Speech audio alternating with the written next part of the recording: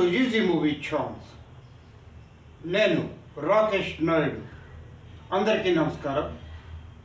టాలీవుడ్ రౌండప్లో ఈరోజు మనం మాట్లాడుకునే సినిమా డాకు మహారాజ్, దాని ప్రమోషన్స్ గురించి. ముందుగా డాకు మహారాజ్ టీజర్లోని ఒక డైలాగ్ గుర్తు చేసుకుందాం.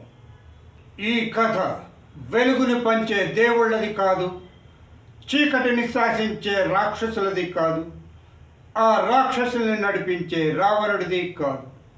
ఈ కథ రాజ్యం లేకుండా యుద్ధం చేసిన ఒక రాజుది, గండ్రగొడ్డలి పట్టిన యమధర్మరాజుది, మరణానికే వణుకు పుట్టించిన మహారాజుది. డాకు మహారాజ్ టీం కని విని ఎరగని రీతిలో ప్రమోషన్స్ను మొదలు పెట్టబోతుంది.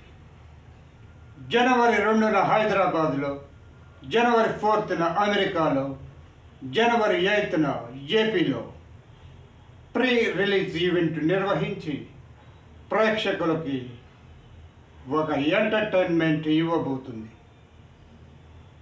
ఈ ఈవెంట్స్ని ఎంజాయ్ చేయాలనుకునే బాలయ్య అభిమానులంతా పాసులు బుక్ చేసుకోండి.